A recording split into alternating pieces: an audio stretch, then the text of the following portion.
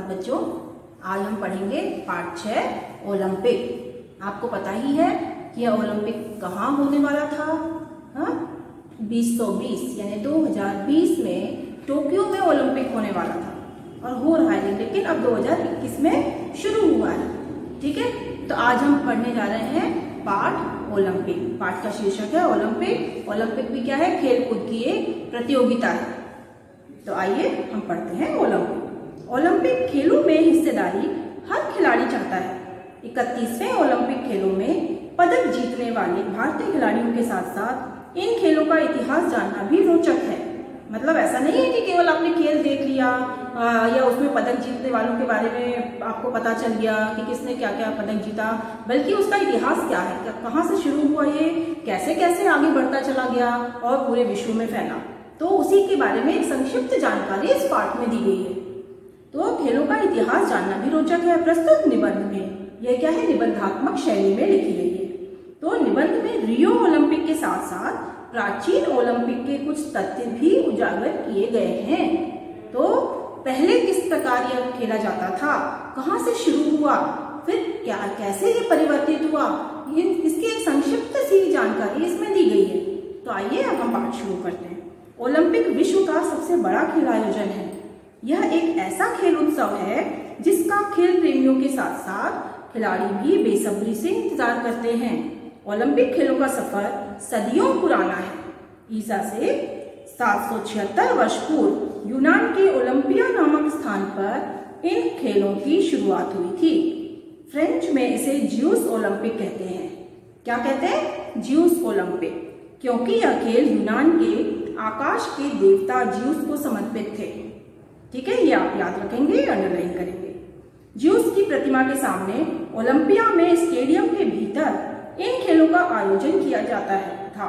एक समय किया जाता था, ठीक है ना, बहुत प्राचीन काल में, बहुत पहले। इसमें प्राचीन यूनान के सभी राज्यों के लोग भाग लेते थे। तो ये केवल यूनान प्रांत में खेला जाता था, ये आप ध्यान रखना, प्राचीन काल में। फिर धीरे धीरे धीरे धीरे सारे विश्व में फैला।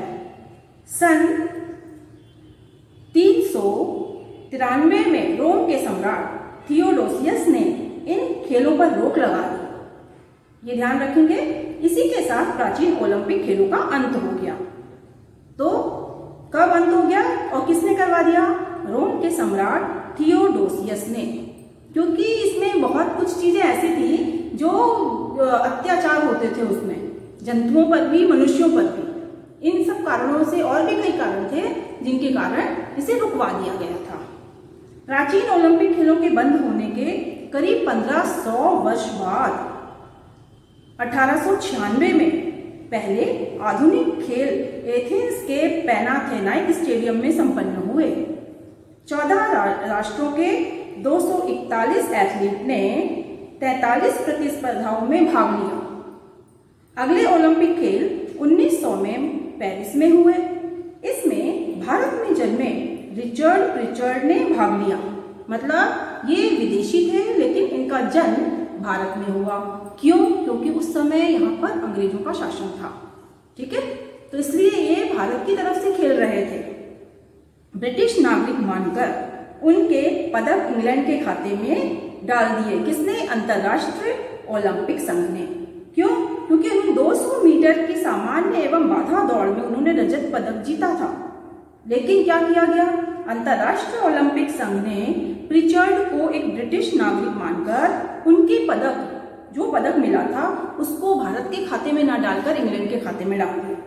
इसके बाद 1920 के बेल्जियम के एंटवर्प ओलंपिक में आधिकारिक तौर पर भारतीय दल ने भाग लिया। इस दल में एक महिला पूर्णा बनर्जी सहित 4 खिलाड़ी थे। 1928 में भारत ने हॉकी में प्रथम प्रयास में टीम ने स्वर्ण जीत लिया, यानी स्वर्ण पदक जीत लिया था हॉकी में, और पहली बार में ही हॉकी में स्वर्ण पदक मिल गया था भारत को। ठीक है, ये एक बहुत बड़ी उपलब्धि थी उस समय की भारत देश के लिए। ब्राजील में रियो डी जेनेरो में 5 अगस्त 2016 से 21 अगस्त 2016 तक 31वें ग्रीष्मकालीन ओलंपिक खेल संपन्न हुए। यह पहला अवसर था जब इन खेलों का आयोजन दक्षिण अमेरिका में हुआ। अंतर्राष्ट्रीय ओलंपिक समिति की सदस्य 207 राष्ट्रीय ओलंपिक समितियों के 11,000 से अधिक खिलाड़ियों ने इस आयोजन में भाग लिया। इसमें 28 विभिन्न खेलों की 42 विधाओं को शामिल किया गया था। 26 खेलों की प्रतियोगिताएं 4 वर्ष पूर्व 2012 में लंदन ओलंपिक में शामिल थी। रियो में रग्बी सेवन्स व गोल्फ को भी शामिल किए जाने के कारण 31वें ओलंपिक में शामिल खेलों की कुल संख्या 28 थी। ठीक, इन खेलों का औपचारिक उद्घाटन 5 अगस्त 2016 को, देखो क्या लिखा है यहाँ पर, 2016 यानी 2016 को माराकाना स्टेडियम में हुआ और 4 घंटे तक चले उद्घाटन समारोह में, कितने घंटे उद्घाटन समारोह चला था उस समय? 4 घंटे लगातार भव्य आतिशबाजी के बीच रंगारंग सांस्कृतिक कार्यक्रम की प्रस्तुतियां हुई। ब्राजील के प्रमुख सांबा नृत्य की प्रस्तुति विशेष रूप से इसमें हुई।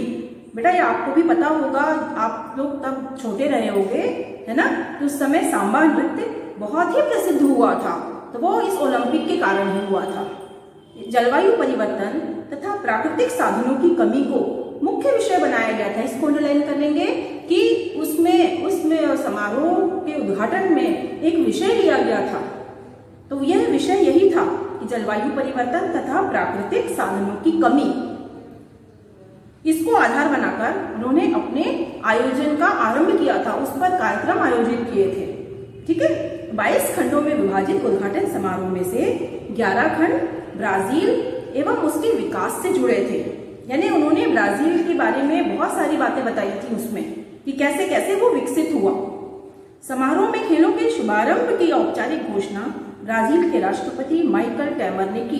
भारत की नीता अंबानी अंतर्राष्ट्रीय ओलंपिक समिति के सदस्य के रूप में सक्रिय रही। ब्राजीली धावक वांडरले डी लिमा ने उद्घाटन समारोह में ओलंपिक मशाल प्रज्वलित की। खिलाड़ियों की ओर से खेलों की शपथ ब्राजीली नौकायन खिलाड़ी रॉबर्ट शीट्स ने ली।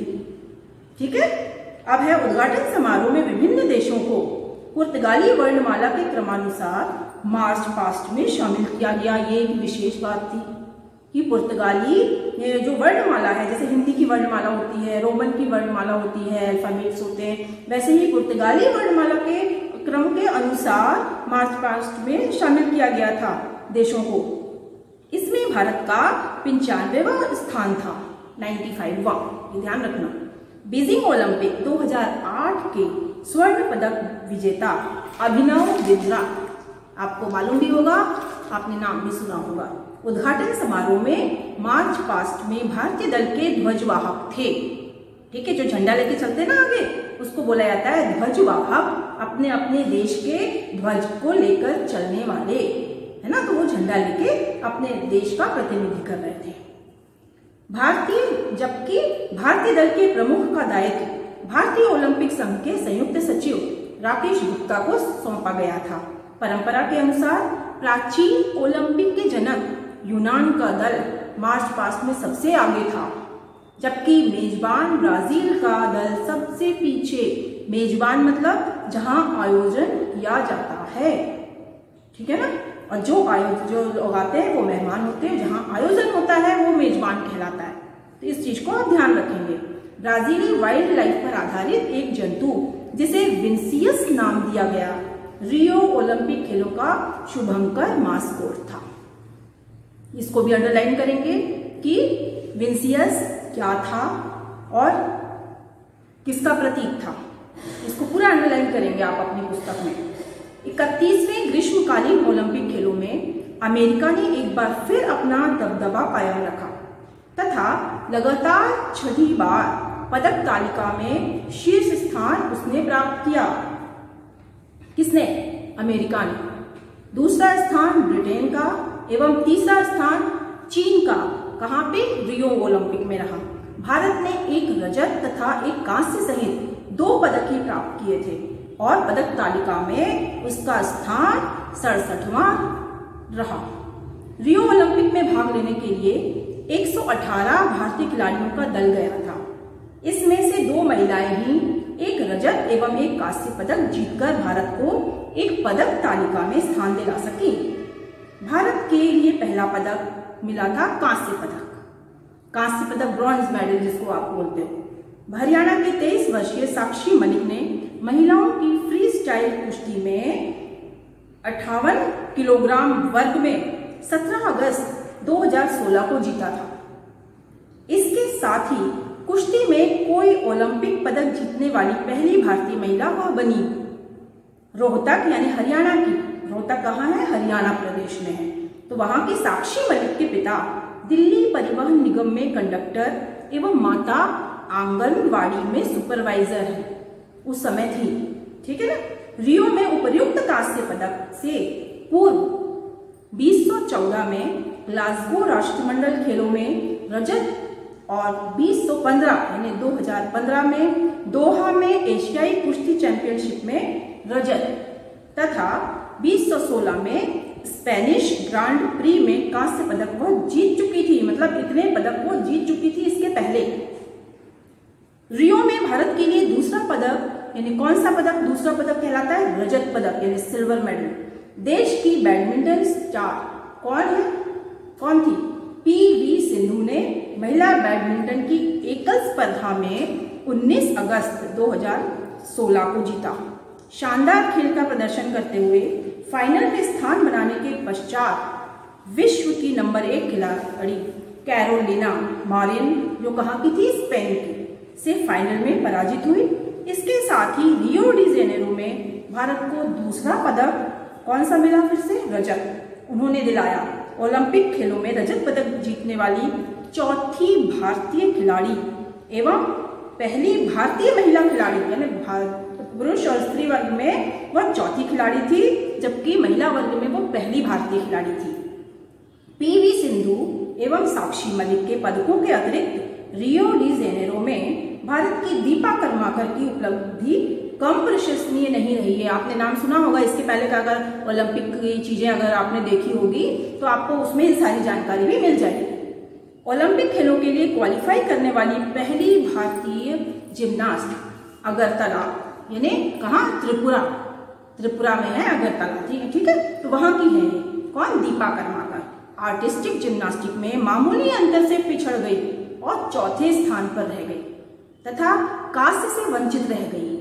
कहते हैं ना कितनी भी मेहनत करते हैं अगर लक साथ नहीं देता है ना, किस्मत, तो थोड़ी सी किस्मत की उसकी कमी रह गई और चौथे स्थान पर रह गई वो, लेकिन फिर भी उनका प्रदर्शन बहुत अच्छा माना गया है ना।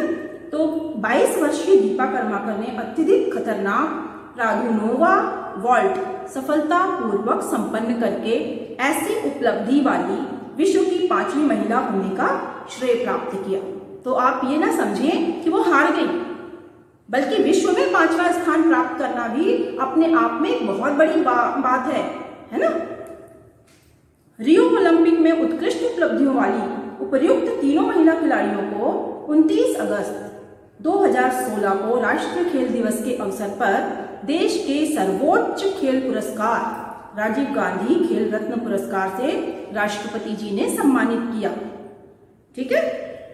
अब इस प्रकार 21 अगस्त 2016 को इस महाकुंभ का समापन हुआ। अब इसको महाकुंभ क्यों कहा गया है? जिस प्रकार से हमारे देश में एक बहुत बड़ा पर्व होता है, कुंभ का आयोजन होता है ना, जिसमें एक तीर्थ माना गया है उसको, जो कुंभ का आयोजन किया जाता है, तीर्थ स्थल माना जाता है, जहां पर विश्व के लोग इकट्ठे होते हैं। केवल भारत के ही नहीं, विश्व के देशों से लोग आते हैं उस आयोजन में, उस पर्व में सम्मिलित होने के लिए। तो उसी प्रकार ओलंपिक के लिए भी उन्होंने महाकुंभ कहा, क्योंकि विश्व के अलग अलग देशों के लोग वहां पर इकट्ठे होते हैं। और ऐसा नहीं कि हर देश से दो चार आ गए, नहीं, सैकड़ों की संख्या में आते हैं लोग। इसलिए तो उन्होंने कहा कि 2016 को इस महाकुंभ का समापन हुआ। कब? 2016 का जो ओलंपिक था उसकी बात यहाँ कही गई है कि 21 अगस्त 2016 को इस महाकुंभ का समापन हुआ। कई खिलाड़ियों ने पदक जीते व कीर्तिमान स्थापित किए।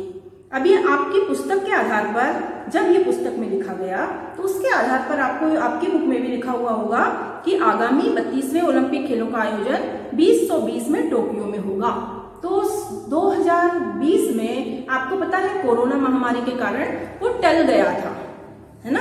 लेकिन अब यानी कल यानी 23 तारीख से 23 जुलाई से फिर से ये 2021 में 23 जुलाई के दिन से 2021 में टोक्यो में उसको आरंभ किया गया। उस खेल का कल उद्घाटन समारोह हुआ। कब? इसी कोरोना महामारी के बीच उसका आयोजन किया गया है और खेल आरंभ हो गए। ठीक है, अब आप बाकी जो खेल में दिलचस्पी रखते हैं उनको तो इसकी बहुत जानकारी होगी। हाँ, जिनको नहीं है वो अब जो ओलंपिक चल रहे हैं, शुरू हो गए हैं, उनको देख लेंगे और उनके बारे में सुनेंगे और पढ़ेंगे तो अपने आप इसकी ओलंपिक की सारी जानकारी उनको प्राप्त हो जाएगी। ठीक है, चलो अब आप अपनी बुक में पढ़ना, अपनी पुस्तक में जरूर अभ्यास करेंगे, पढ़ेंगे, इसको पाठन करेंगे पाठ को, और इसका ध्यान से, इतने ध्यानपूर्वक अध्ययन करना है कि आपको एक एक चीज की जानकारी हासिल हो जाए, आप ग्रहण कर सकें, उसको याद रख सकें, ताकि इस ओलंपिक में अब क्या क्या हो रहा है इसको आप अपनी कॉपी में और जोड़ लेंगे एक पेज में। अभी तक जो भी था आपने पढ़ लिया, लेकिन अब जो वर्तमान में चल रहा है, जो ओलंपिक शुरू हुआ है, उसको और आप एक पेज में लिखकर अपनी कॉपी में जोड़ लेंगे। ठीक है, इसी के साथ मैं विराम करती हूँ, पाठ को यही समाप्त करती हूँ। धन्यवाद।